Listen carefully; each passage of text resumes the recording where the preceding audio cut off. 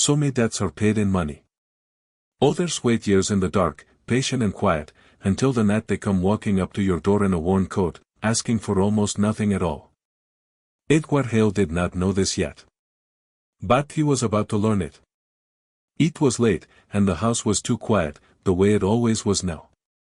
It was sitting alone in the front room of a place built for a family that had never quite filled it, when a sound reached him from the porch. A knock. 3 small taps against the heavy door. It was not the knock of a delivery, or a neighbor, or a man come to sell something. It was lighter than that. Tentative. The kind of knock that already expects the answer to be no, and braces for it before it comes. Edward rose, crossed the room, and opened the door only partway. The narrow gap of a man who had spent his whole adult life keeping the world at a careful distance. A little girl stood on the porch. Black, no older than 9 or 10, with a baby boy held tight against her chest. She was small and thin, and so tired that the tiredness no longer looked like tiredness. It looked like a kind of stillness she had decided to live inside. Her coat was open at the collar. One braid had pulled loose and hung along her cheek. The baby's head lay heavy on her shoulder, his face pressed into the curve of her neck. It was quiet. But it was the wrong kind of quiet. The hush that settles over a child once hunger has carried him past the point of crying. She lifted her eyes to the man in the doorway, with a careful, frightened politeness that somehow made her seem even smaller than she was. "Sir," she said. "I'm only asking for a glass of milk." Edward did not answer. And into that silence, the girl hurried, the way children hurry when they believe a pause is just a no that hasn't finished arriving. "Not money," she said. "Just 1 glass. And if you don't have a whole glass, half is fine. It's for my little brother." Edward looked at her for a long moment. Then he looked past her, out toward the dark. There was no adult standing on the walk. No car waiting at the curb with its engine running. No parent hidden in the shadows, watching to see whether the performance would work. There was only the porch, the black stretch of lawn beyond it, and the soft pools of light his security lamps threw down onto the empty grass. "Where are your parents?" he asked. "We live with our grandmother." "That isn't what I asked." The girl swallowed. And then she answered with the plain, unguarded honesty that only a child can manage, the kind that leaves a grown man no room at all to maneuver. "I don't know where my mother is, sir. And I don't know where my father is, either." A second voice came from behind him. His wife, Vivian, moving toward the door, drawing her robe tighter against the cold air leaking in Edward. "Who is it?" "A child," he said, his eyes still on the girl. "Asking for milk." Vivian looked past his shoulder, and something in her face shifted. Not into cruelty. Into something more careful, and harder to name. The practiced wariness of a woman who had lived long enough in a lovely neighborhood to understand that lovely neighborhoods draw lovely stories, and who wanted this particular story off her porch quickly, before it could become anything she might have to carry. Edward turned back to the girl. "What's your name?" "Maya." "And the baby?" "Ellie." "Maya. Why are you here?" "Your light was on," she said. "So I knocked." "That doesn't tell me why you're standing at my house." "I knocked at other houses first," she said. "The big stone one on the corner." Nobody came. "The one with the red door." A woman looked through the curtain. Then the porch light went dark. "A man across the street told me to get off his steps. And then I saw your window, and I thought, maybe." She stopped. Embarrassed, suddenly, by the size of the hope she had just spoken out loud. "Maybe you'd have a little milk to spare." And there it was. The old caution, rising in Edward, slow and familiar and cold. Because he had money. And money attracts stories, the way a porch light attracts moths in the dark. So many of those stories are true. Many of them are simply well practiced. A man in his position learns, over the years, to find the danger where other people only see the need. He had been sued for trying to help. A had been led to by people who had rehearsed the exact tremble in their voices. A had watched his own kindness picked up, turned around, and used against him like something he had handed over himself. So the voice that spoke first was the voice of caution. Maya, he said. You can't go from door to door at night, asking strangers for things. It isn't safe. I know. Then you should go home. I can't. Why not? I'm lost. Then you need to find an adult. I tried, she said. There wasn't any other way. Vivian exhaled quietly beside him. Edward. This is the exact reason the neighborhood put up the sign. She raised a hand and pointed past the porch, to the black metal post near the gate, lit by the small camera mounted above it. The white letters were easy enough to read, even from where they stood. No soliciting. No loitering. No trespassing. Private residence. Bahia letters will be reported. Vivian's voice stayed even and smooth. But there was iron underneath it. That sign is there for a reason. We don't let people come wandering up to this house in the middle of the night, asking for food or money. We simply don't. Maya looked at the sign. Then she looked back at Vivian. And what the child said next cut deeper than any argument could have. I'm sorry, ma'am. I didn't know what loitering meant. Vivian folded her arms. It means you shouldn't be standing here. And Edward watched that sentence settle onto the little girl. She didn't cry. She didn't flinch. She just lifted the baby a little higher on her hip, and nodded, the way a child nods when a teacher corrects her in front of the whole class. Yes, ma'am. I should have closed the door right then. Vivian was waiting for him to. The sign was waiting for him to.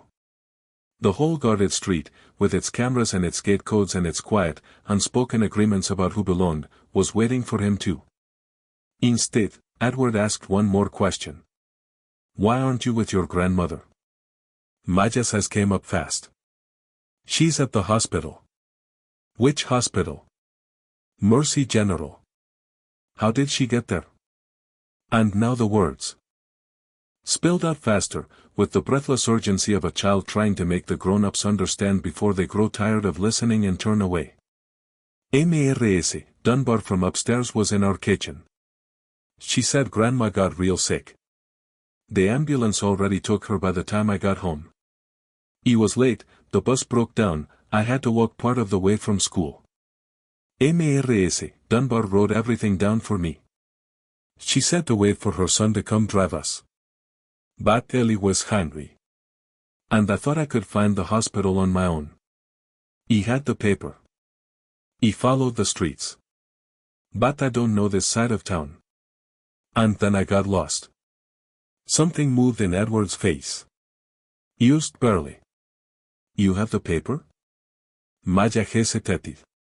Then she nodded. With one careful hand, still balancing the baby in the crook of her other arm, she drew a folded square of notebook paper out of her coat pocket. It was soft at the creases. Gray at the edges, smudged from being held too hard, too long, by a child who had been gripping it like a map to the only safe place left in the world. She held it out to him. Edward, Vivian said quietly. Don't take anything from her. But Edward had already taken it. He unfolded it under the porch light. The handwriting was uneven, but clear. Blue ink, with deep pressure marks where the pen had been driven into the page in a hurry. Mercy General Hospital. Emergency Department. Cardiac Care Unit. Patient, de migraine. Brought in by ambulance, around 6:15 p.m. a neighbor contact, Mrs. Carol Dunbar, apartment 4B, if Maya comes home, tell her grandma is at Mercy General. What for Mrs. to drive her? Do not let the children walk alone. Edward read it once. Then he read it again. Vivian watched his face. What does it say? He turned the paper so she could see, and his voice dropped low. She's telling the truth. And for the first time that night, something in Vivian's expression gave way. Maya stood very still on the porch, as though she somehow understood that the truth does its best work in silence, and that the worst thing she could do was rush it. Edward looked at the note one more time. Merci General. Cardiac care. Deja Mae Grene. The name brushed against something far back inside him. Something faint, and old, and not yet shaped into a memory he could hold. It was like catching a few bars of a song through the wall of the next room. Familiar. And just out of reach. He looked down at the child again. You walked all this way, following this? I tried to follow the bus road first, she said. Then the road split in two. I asked a lady at a gas station, but she didn't know the way. Then the stores started closing. Until I got so heavy. So I started knocking on the houses with lights on, hoping somebody would just point me the right direction. She paused. I wasn't trying to break your sign. Vivian looked away. And Edward asked the last question. He already knew the answer would hurt. He asked it anyway. Why only one glass? Maya looked down at the baby in her arms. Because one glass is enough for him. And what about you? She gave a small shrug. Too worn out to bother making it brave. I can fight it off better. Fight what off? The hungry feeling. She nodded, simple as anything. I'm older. Edward felt his wife's eyes on the side of his face. And he felt the house at his back, though. The warm air pouring out the open door. The polished floor under his shoes.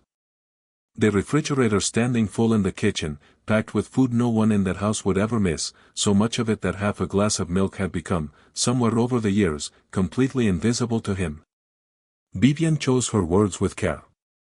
Edward. If the child needs help, there are services for that. That's what those programs exist for.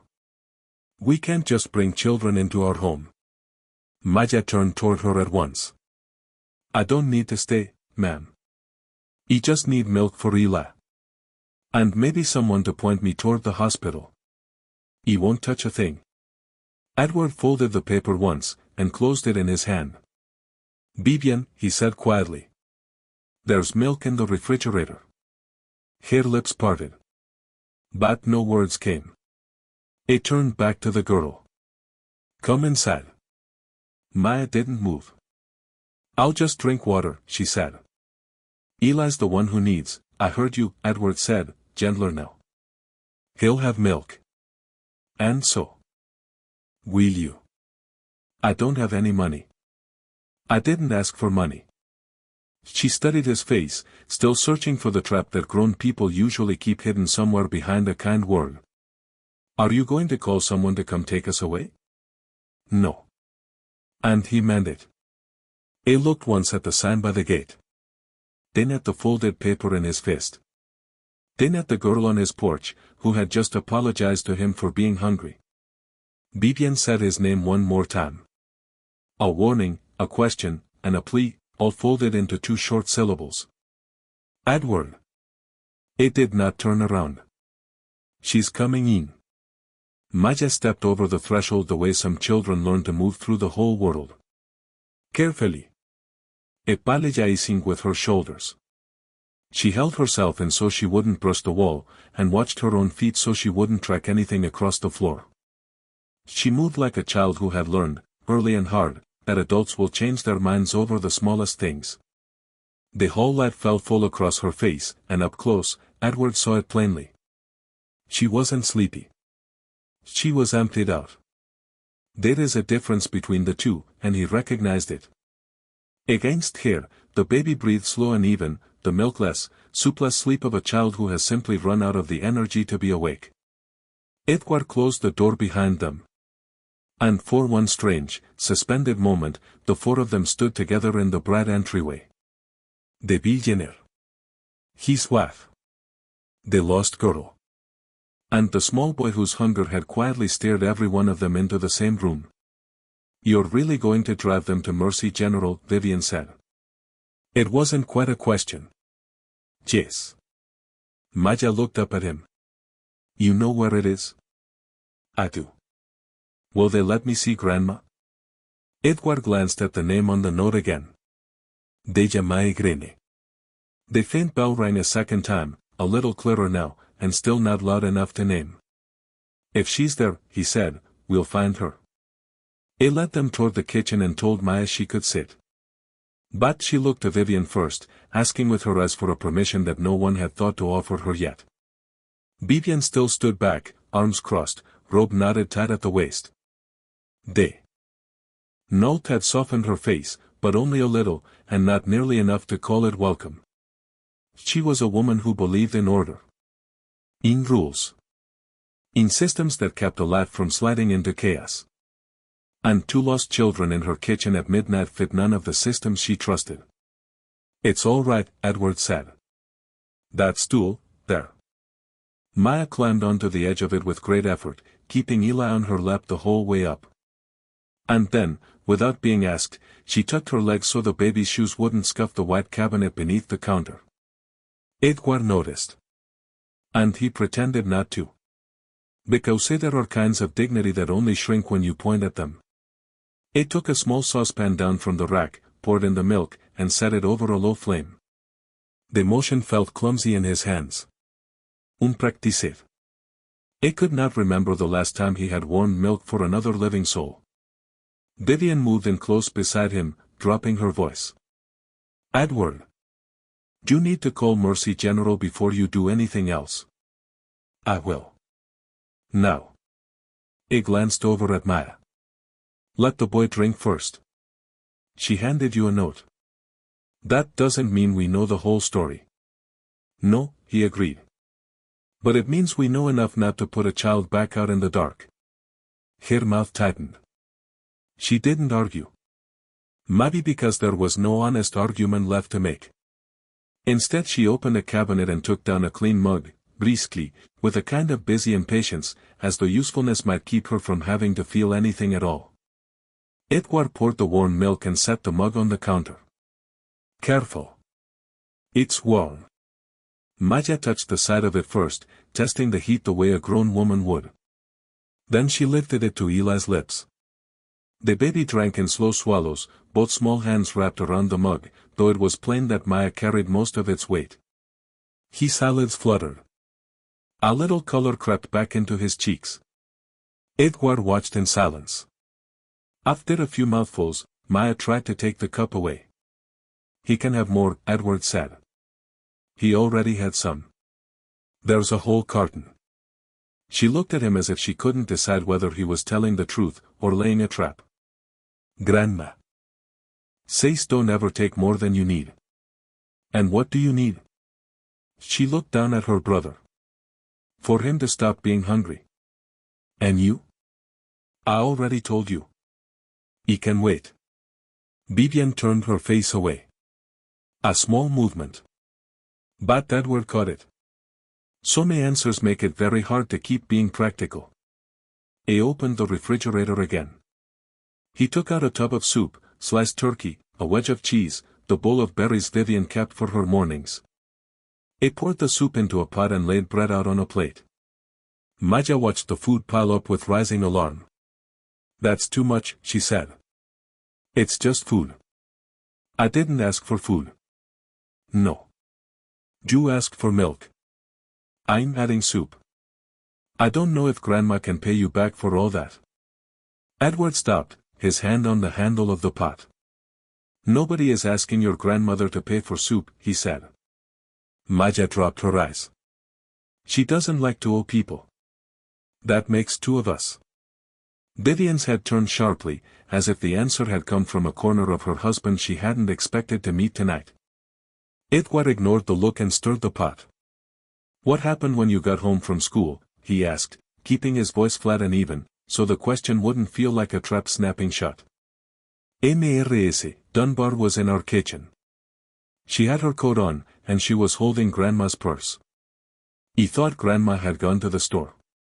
But Mrs. Dunbar said she got real sick, and the ambulance came and took her. Did Mrs. Dunbar stay with you? She tried. But she had to go back upstairs, because her husband can't be by himself too long. So she wrote the paper. She said Mr. Reese from the corner shop would drive us once he closed up. But Eli kept saying Nana. And I thought, if Grandma woke up in that place and we weren't there, she'd be scared. Sis always scared of hospitals. Vivian's expression flickered. So you left before Mr. Reese came, she said. Maya nodded. I thought I could just follow the paper. You can read all that? Edward asked. Some of it, she said. I know Mercy. I know the word road. I know Grandma's name. And I know numbers, if they aren't too long. Edward looked down at the note he'd set beside the stove. The address meant nothing to him. He read it without effort. But for the first time he tried to picture those same words in a child's hands, in the dark, on a corner where the shop windows had gone black one by one, and the distance of it opened up beneath the page like a hole in the floor. How far did you get? He asked. I took a bus first. It turned around. You rode a bus? I had $2 in my backpack. Lunch money Grandma let me keep. The driver told me where to get off. But I got off in the wrong place, because Eli dropped his sock, and I bent down to grab it, and when I stood back up everybody had moved, and the door shut, and the bus just pulled away without me. Lord have mercy, Vivian murmured. Maya glanced at her, unsure whether she had done something wrong. You didn't do anything bad, Edward said. You were trying to get to your grandmother. I was supposed to wait. You were trying to reach your family. That isn't the same thing as disobeying. He set a small bowl of soup in front of her, with a piece of bread alongside it. Eat. A little. Maya looked at the bowl. Then at Eli, who had gone soft and heavy now that the milk had done its quiet work. Can he have soup? When it cools. You first. She shook her head. Vivian let out a breath. And then, almost against her own will, she said something gentle. Maya. You're going to slide right off that stool if you keep on pretending you're not hungry. Maya studied her for a long moment. Then she picked up the spoon. She took one small, careful sip, as if the soup belonged to someone else and she had been granted permission only for the very edge of it. Edward used the moment to make the call. He stepped a few feet away, but kept himself where Maya could still see him, because he did not want the child imagining he had slipped off to summon someone who would come and take her away. The operator transferred him twice. The third person he reached began to listen faster the moment he said his name, and that, more than anything, bothered him. It always did. This is Edward Hale, he said. I'm calling about a patient. Deja migraine. Brought in by ambulance around 6:15 this evening. I have her granddaughter here with me. Maya. The nurse on the line went quiet for a beat. You have Maya? Edward looked over at the girl. She had stopped eating. Yes. Oh, thank goodness. And the relief in the woman's voice was real, the kind you cannot fake down a phone line. We've had security watching for her. The neighbor called twice. The man who was supposed to bring the children never arrived with them. Is Mrs. Green there? She is. Sis in cardiac evaluation. I can't give you the details over the phone unless you're family. I understand. I'm bringing the children in. Please do. And reale, yes. The nurse's voice softened. Tell Maya her grandmother has been asking for her. Every time she's awake enough to say a word. Edward closed his eyes for a moment. I'll tell her. He hung up, and turned back around. Maya had set down her spoon. Her face had gone still in that terrible way a child's face goes still when she is bracing herself for the bad news before anyone has even said it out loud. She's there, Edward said. Your grandmother is at Mercy General. Maya's hands tightened around Eli. And then she asked the question that struck him harder than is she alive ever could have. Is she mad at me? Edward crouched, bringing himself down closer to her level. No, he said gently. The nurse told me she's been asking for you. The whole time. Maya's chin trembled once. She swallowed it back down. She's awake. Some. Can we go now? Yes. She slid off the stool at once, almost losing her balance, because Ela was still heavy in her arms. Edward's hand came out by instinct, then stopped, just short of touching her. I can carry him, if you want. Maya pulled the baby closer. Edward nodded, and let it go. All right. You carry him. Vivian had been standing by the counter the whole time, watching. Her face was no longer hard. It was troubled now, which was something else, and something better. Edward, she said. Let me come with you. I looked at her, surprised. She tugged her robe tighter, then shook her head at herself, as if she had just caught her own reflection in a mirror she had been avoiding all evening. Not like this, she said. Give me 5 minutes to change. Maya looked between the two of them. You don't have to come, ma'am. Vivian met the child's eyes. And for the first time that whole night, she seemed to actually see the girl, instead of the problem the girl had walked in carrying. I know I don't, she said quietly. That's exactly why I should. While Vivian dressed, Edward went out to bring the car around. Behind him, his wife quietly wrapped the bread Maya hadn't finished. For later, she said, a little awkwardly. And the child answered, thank you, ma'am. In the garage, Edward opened the rear door of the black SUV and switched on the interior lights. The leather in the back seat glowed pale and untouched, because no child had ever once ridden in it. He stared at the latch system built into the seat, the one he had never had a reason to notice in his life, and felt, absurdly, as if the car itself were sitting in judgment of him.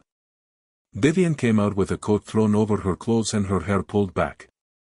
Maya followed, Eli tucked under a soft blanket Vivian had pulled from the hall closet without a word about it. Edward helped the girl up into the seat, careful not to touch her unless she reached for him first.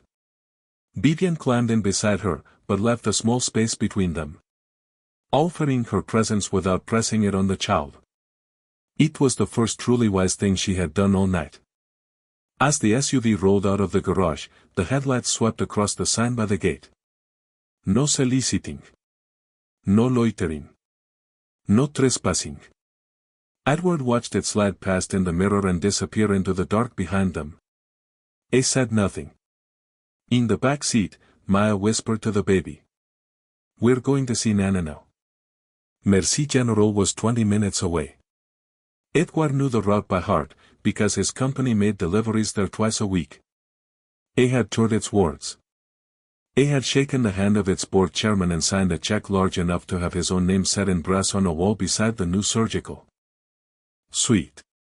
But tonight, for the first time in his life, he was driving to that same hospital through the eyes of a child who had tried to reach it with a folded scrap of paper and a starving baby in her arms. Seen that way, the road felt much, much longer. He drove faster than he usually allowed himself. Not recklessly. Years of discipline kept his hands steady on the wheel, even as something unfamiliar pressed against the inside of his chest, asking quietly to be named. The city at that hour was stripped down to its bones. Traffic lights blinked yellow over empty crossings. Storefronts stood dark, except for the rare gas station or all-night diner glowing like a small, lonely island in a black sea. In the back, Vivian stayed angled toward the girl. Every so often she adjusted the blanket, or checked that the baby had room to breathe. She didn't say much. But her silence had changed. It no longer pushed the child away. It made a space for her. You all right back there? Edward asked, watching them in the mirror. Yes, sir, Maya said quickly. But her eyes told a different story entirely. Edward didn't challenge it. He knew a little about pride. Especially the particular kind that grows in a person who has had too little, for far too long. How much longer? Maya asked, quieter now. About 15 minutes. We're close. She nodded, and he could almost see her counting the minutes in her head, one at a time, the way she might count coins. Do you know what part of the hospital your grandmother's in? Vivian asked. Maya shook her head. The paper just says emergency, and the heart place. The cardiac unit, Vivian said, softly, half to herself. That usually means they're watching her closely. Is that bad? Vivian hesitated. And for a second, Edward thought she might fall back on something vague and safe. But she didn't. It means they're taking it seriously, she said. And that's a good thing. Maya seemed to accept that. The car went quiet again. But it was not the same quiet as before. This one had weight to it now. And the direction. Edward turned onto Carver Boulevard, and the shape of Mercy General rose up ahead, tall and pale, lit from within like something alive and breathing.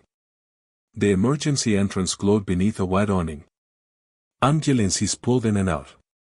Glass doors slid open and shut in a rhythm that never quite stopped, the steady mechanical heartbeat of a place that does not sleep. Edward pulled up close, and parked. This is it, he said. Maya leaned forward, her eyes fixed on the building. And there was something in her face he recognized. Not fear, exactly. Something harder than fear. The awareness that whatever happened in the next few minutes would matter more than anything that had come before it. I'll go in first, he said. You stay here, just for a second. Her hand tightened around Eli. I can come. You will. You just need to talk to someone, so they don't leave you waiting out here again. Vivian touched the girl's arm. He's right. Let him go ahead. Maya nodded, though every line of her small body hated the idea of being left behind, even for a moment. Edward crossed quickly to the sliding doors, and the air of the emergency room met him as he stepped through. Cool. Sterile. Carrying that faint antiseptic smell, and something heavier underneath it. He had walked into hospitals many times. Never like this. Never without an appointment. Never without his own name already waiting for him at the front desk. The nurse looked up. I'm here about Delamay Green, he said. Her granddaughter Maya is with me, out in the car. Recognition flickered across the woman's face. Your name es reale. He nodded once. The children are safe. He didn't want to bring them in until I knew where to take them. Bring them in, she said. Her grandmother has been asking for that little girl every time she opens her eyes. We get them to her the moment we can. Edward turned and walked back out without another word. Maya was already standing on the curb, Eli in her arms, scanning the great pale face of the building as if she could see straight through the walls to the woman lying somewhere inside. They're expecting you, Edward said. And Maya did not wait for anything else. She moved toward the doors with quick, careful steps, like a girl afraid of slipping out of the moment before it finished. Inside, the hospital was louder than it had seemed from the curb. Voices crossed over one another. A stretcher rolled past. A machine beeped somewhere down a corridor, steady and patient, keeping time. A staff member came to guide them. This way. They moved down the hall, past doors marked with words Maya didn't know, past people sitting with tired eyes and folded hands. And Edward noticed how many of them looked up as the group went by. Not because of him. Because of her. A child walking, instead of being carried, with a purpose far too heavy for her size. Near the turn toward the cardiac unit, the guide slowed. She's just ahead. Maya stopped for a second. Edward looked down at her. You ready? She nodded. But her voice came out small. What if she doesn't wake up? Edward chose his words the way a man chooses his footing on ice. Then you'll still be there. And she'll know it. Maya held on to that. They reached the room. Through the glass panel in the door, Edward saw an older woman lying in the bed. Her skin pale against the white sheets. Her hair thin and silver on the pillow. Machines stood around her, quiet but constant, lines and wires tethering her to the world she was still holding on to. Maya stepped forward. Nana. The word was barely louder than a breath. But something in the room shifted when she said it. And as Edward looked at the woman's face, something inside him finally moved. The thing that had been circling at the edge of his mind all night long, faint and out of reach, came rushing forward at last. Not in pieces now. Whole. A road, late at night. A wreck. The shriek of metal folding in on itself. The taste of blood in his own mouth. Headlights pointed at the wrong angle. And a voice. A woman's voice. Low, and steady, and absolutely unwilling to break. Don't you close your eyes on me. Stay here. You hear me? You stay right here. Edward drew in a sharp breath. Vivian heard it. Edward. But he couldn't answer. Because for the first time that whole night, he was not looking at a stranger in a hospital bed. It was looking at the woman who had once refused to let him die. And standing in front of her was the child, who had knocked on his door asking for nothing more than a glass of milk. The nurse pushed the door open, and Maya slipped inside before anyone could say a word, moving with a quiet urgency that did not belong to a child but to someone who had already learned, far too young, that hesitation can cost you the very thing you love. She went straight to the bed. Still holding Eli, she rose up onto her toes, just enough to see over the rail. Nana. The woman didn't open her eyes right away. But her fingers twitched against the thin sheet. A small movement. Almost nothing. Tomaya, it was a shout. I'm here, she whispered. I came. I got lost. But I came. Vivian stepped in behind her, slow, careful not to crowd the room. Edward came last, and stopped just past the doorway, because he did not entirely trust his legs to carry him any nearer. Nana, Maya said again, softer now, coaxing the old woman back from somewhere far away. You told me not to be late. The woman's eyelids fluttered. And Edward felt it before he saw it. That shift. That fragile crossing from one side of consciousness to the other. He had felt it once before, years ago, from the opposite side of a bed. Back then, he had been the one lying still, slipping in and out of the dark, while someone else had been the voice that refused to let him go. The woman's eyes opened slowly. Clouded with pain and exhaustion. But they focused. First on the ceiling. Then the wall. And then, as if drawn by something stronger than effort, they found Maya. Baby, she whispered. Maya's whole face broke open. Nana. You re awake. You re here. Yes, child. I'm here. The woman's gaze drifted, searching. Where's the boy? Maya shifted Eli so the old woman could see him. He's right here too. She let out a fragile breath that somehow carried more weight than any full one could. Thank the Lord. And then Edward found himself moving, without deciding to. He crossed the room and stopped at the side of the bed, looking down. Up close, there was no doubt left in him at all. The years had changed her. Lying her face. Seeing her down. But the bones of her were the same. The strength was still there, underneath. All the weakness. And the voice, quieter now, carried the same unbending steadiness he remembered from the night that should have been the last of his life. You, he said. Barely above a whisper. The woman turned her head toward him. It took her a moment to find his face, to set the man standing beside her bed against a memory buried under a decade of ordinary days. Edward didn't rush her. He said nothing more. He simply stood there, in the light, and let her look at him. Her brow furrowed. And then, slowly, recognition came. Not sharp. Not all at once. But real. She began, and her voice caught. The road. Edward nodded once. Yes, ma'am. Her eyes widened, just a fraction. You made it. The same words. The same quiet certainty she must have spoken into the dark a decade ago, over a dying stranger's broken body. Because you wouldn't let me go, Edward said. The room went still. Maya looked back and forth between them, confused, but alert, sensing that something enormous had just walked into the space and settled down among them, without yet understanding what it was. Deja studied his face, confirming what her memory was already telling her. "You cleaned up real nice," she said faintly. A breath of something like a smile moved through the room. "You look exactly the same," Edward said. "Now that's a lie."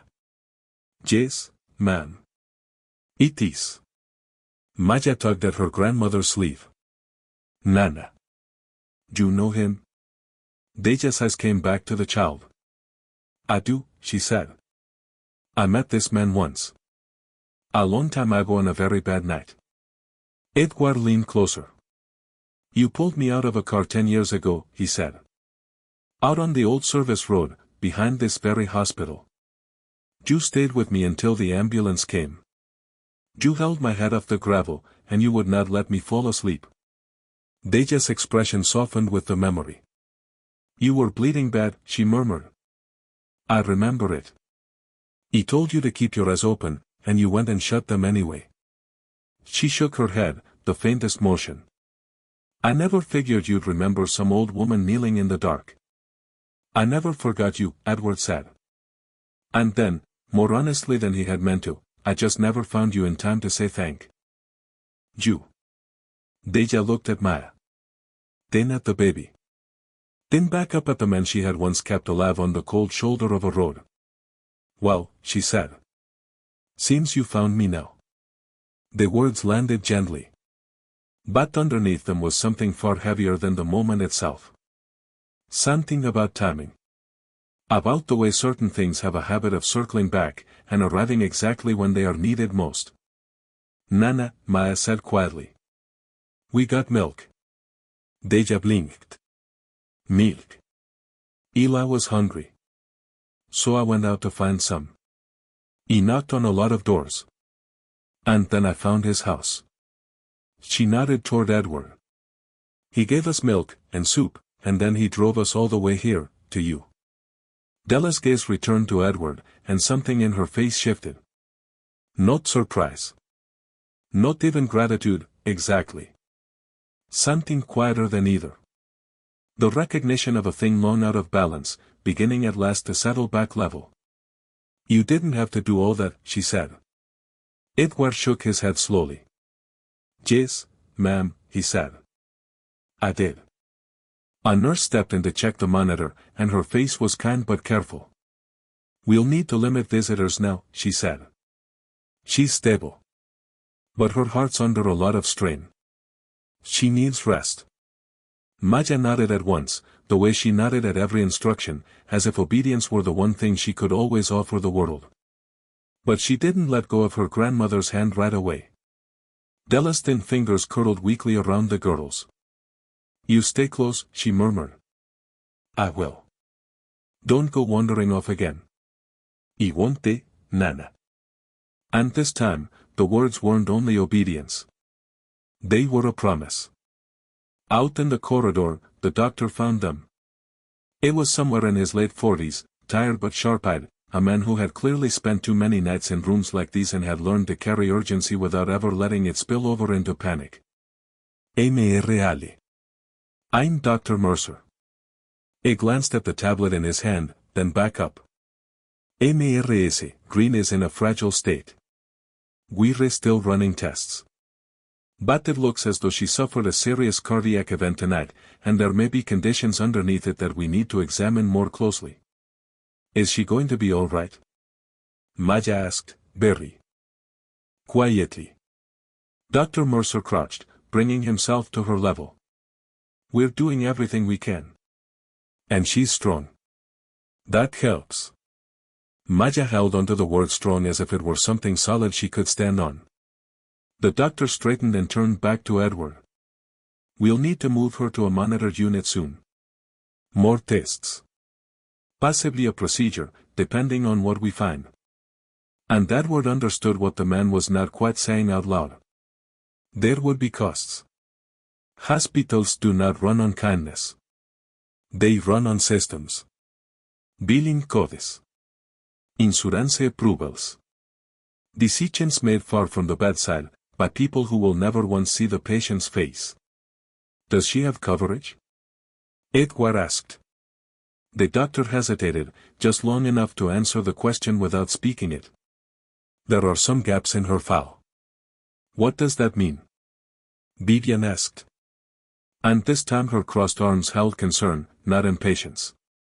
It means, the doctor said carefully, that certain treatments may require authorization. And authorization can take time. Dime. Edward looked over at Maya, sitting still as a stone, her hands wrapped around her brother, her eyes fixed on the closed door of her grandmother's room. She did not understand insurance. She did not understand authorization, or delay. She understood one thing only. Waiting. And in that instant Edward understood, with a cold and sudden clarity, that in a place like this, waiting itself could become the difference between everything and nothing. How much time? He asked. The doctor began to explain the limits. The approvals. The advanced intervention that might require. Edward cut him off, gently. Don't wait. Dr. Mercer studied him. Do whatever needs to be done, Edward said. Whatever it is. Don't let paperwork slow it down. Amy reale, I can't authorize, I can. The doctor glanced at him. You're not listed as family. Edward looked once more at the closed door, then back at the man in front of him.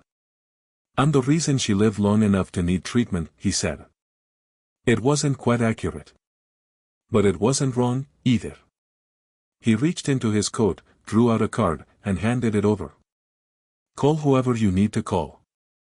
Run whatever you need to run. And if it ever comes down to a choice between waiting and acting, you act. The doctor looked at the card. Then back at the man holding it. And something in his expression changed. Not deference, exactly. The recognition of certainty. I'll make sure the team knows, he said. Do that. When the doctor had gone, Vivian turned to her husband. That was a lot. It was necessary. You don't even know the whole situation yet. I know enough. She studied him for a long moment. You've spent your life around hospitals. You know exactly how this machine works. And you're stepping in front of it anyway. Edward looked over at Maya again, small against the long row of chairs, holding the baby as though letting go were not one of the choices available to her. She came up onto my porch with a folded piece of paper and a child in her arms, he said quietly. She already did the hardest part. What followed was the longest night Edward could remember. They moved Della upstairs, to the cardiac floor, where the clamor of the emergency room fell away and the air turned cool and ordered. Maya would not leave. She sat in the chair beside the bed, her hand returning again and again to her grandmother's, refusing sleep, refusing fear, refusing anything that might pull her attention from the woman lying there.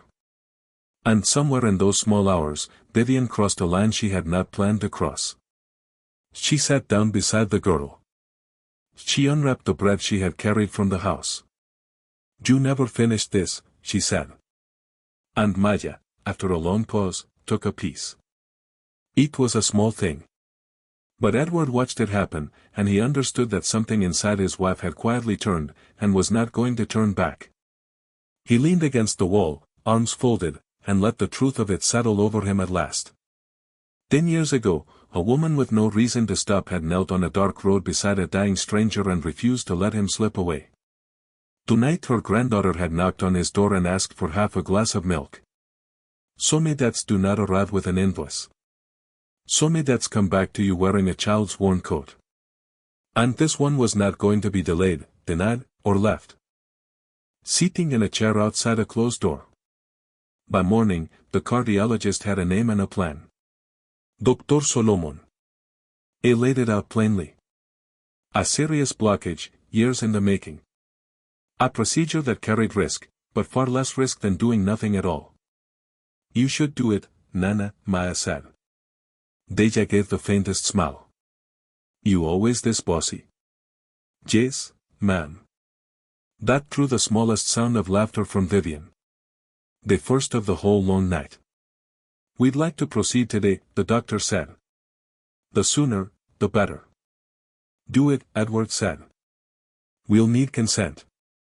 I'll sign whatever you put in front of me. Deja looked at him for a long moment. You sure about that? Edward met her eyes. Yes, ma'am. I'm sure. She studied him the way she must have once studied a dark road, weighing the odds, and then she gave a single small nod. All right, then. They took her in a little while later. Maya walked alongside the moving bed, refusing to release her grandmother's hand until the very last possible second, until the doors of the procedure suite reached the line past which she could not follow. This is as far as you can come, the nurse said. Maya stopped. Her hand lingered in Della's for one final moment, then slipped free. I'll be right here, she said. I'll be right back, Della answered. It was a promise neither of them could truly guarantee. But it was a promise they both needed to hear. The doors closed. And the waiting began. Edward did not pace. He stood very still, and his stillness was its own kind of tension. Vivian walked a few steps and then back again, unable to settle. And Maya did not move at all. She sat with Eli curled against her, her eyes fixed on the doors, and once, very softly, almost to herself, she whispered, she said you should never leave people waiting. Edward heard it. She won't, he said. And when the doors finally opened again, after what felt far longer than it should have, Dr. Solomon stepped out, looked at the three of them, and said the only word that mattered.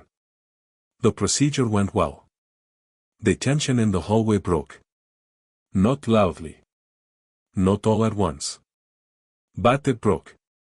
Maya's shoulders dropped for the first time since the doors had closed.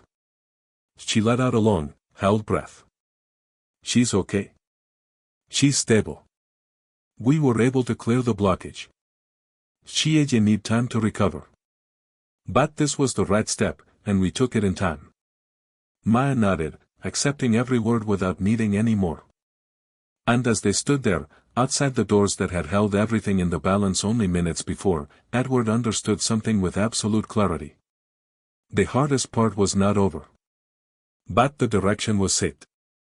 It was no longer here only to carry this family through one bad night. It was here to make sure they never had to face a night like it alone again. Later, while Della rested in recovery, Edward stepped a few feet down the hall and finally took out his phone. The screen lit up with the whole world that had been waiting on him. Missed calls. Emails. Reminders. He ignored every one of them, and dialed a single different number. It rang once. M.R.Ale. Raymond. I need you to clear my calendar for the next several days. Move it, delegate it, cancel it if you have to. And I need you to find out everything you can about a woman named Deja Mae Grene. Her medical history. Her housing. Her finances. Quietly, and with respect. A pause on the line. Understood. Is this a new account? No, Edward said. It's personal. That was all Raymond needed to hear. The day Della left the hospital did not feel like an ending. There were no speeches. No dramatic goodbyes. Only a quiet series of small, deliberate movements that carried more weight than any ceremony could have. Papers signed. Instructions reviewed. A follow-up appointment set, every detail handled, nothing left uncertain. Vivian had taken over the careful work without anyone asking her to, checking the bag at the foot of the bed, making sure nothing important got left behind. She had found her place in all of it, without ever quite announcing that she had. They drove first to the small apartment, to gather a few things. It was clean, and modest, and full of the quiet order of a woman who had spent her whole life making a little stretch a long way. Maya moved quickly, taking only what she truly needed. A small bag. Ellie's things. A few folded clothes. Vivian. Watching her, gently added the things the girl hadn't thought to take. An extra pair of shoes. A small framed photograph from the shelf. We don't need all that, Maya said. Vivian smiled. You might. Deja stood in the doorway, taking it all in one last time. This place did what it could, she said. It did, Edward agreed, stepping up beside her. But it isn't enough anymore. No. She looked at him. Then we don't come back to it the same way we left. No, ma'am, he said. We don't. The draft that followed was different from every draft that had come before it. Maya leaned back into the seat, her body finally letting go of the tension it had carried so long it had forgotten it was carrying anything at all. Ellie slept peacefully against her. Vivian rested a hand on the girl's shoulder, a gesture that had somehow become natural.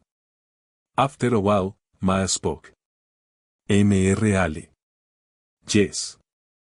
Are we still allowed to knock on your door? The question was simple. But it held inside it everything that had brought them to this car, on this road, on this particular afternoon. Edward glanced at her in the mirror. You won't need to knock, he said. She frowned it, just slightly. Why not? Because you'll already be welcome. She thought about that for a moment. And then she nodded. The car turned onto a quiet street lined with trees, and pulled into a long driveway. The house stood ahead of them, its windows catching the afternoon light. And one lamp, just inside the front hall, was already glowing. Maya noticed it at once. You left it on, she said. Edward switched off the engine. I told you I would. She smiled. Not wide. Not loud. But real. They stepped out of the car together. And this time there was no hesitation at the door. No uncertainty. No need to ask. Edward opened it, and instead of a barrier, it felt at last like what a door is supposed to be. An entrance. A place where no one has to stand outside, in the cold, wondering whether they will be turned away. Maya walked in first, Eli in her arms, Vivian beside her, Della following slow but steady. And Edward paused for just a moment on the threshold. He looked at the light. At the warm space it filled. At everything it had come to mean in the span of a single night. Then he stepped inside, and closed the door behind them. Not to shut the world out. But to hold something new, and fragile, and worth keeping, safely in place. Because some doors are meant to stay closed. But others, once they are finally opened, are meant to stay that way. This story is a quiet reminder that kindness is never measured by how much we give. It is measured by whether we choose to act at all, in the very moment when it would be so much easier to look away. A single small thing, an open door, a warm cup held out in the dark, can turn the whole course of a life in ways we could never have predicted. It reminds us, though, that the world is not always fair. That no child should ever have to carry a baby brother through a cold city, knocking on locked doors, only to find one glass of milk. And yet it reminds us that ordinary people still hold the power to set a small piece of that unfairness right, through nothing more than courage, attention, and the simple willingness to stay. Most of all, it reminds us that real help is not a single moment. It is a commitment. When we choose not to turn away, when we decide to keep the light burning long after the emergency has passed, we become the very thing that someone else has been searching for, out there, in the dark. This is a work of fiction, created with the assistance of artificial intelligence. All characters, events, and situations are imagined. They do not represent any real people, or any true story. This content is intended for storytelling and reflection only.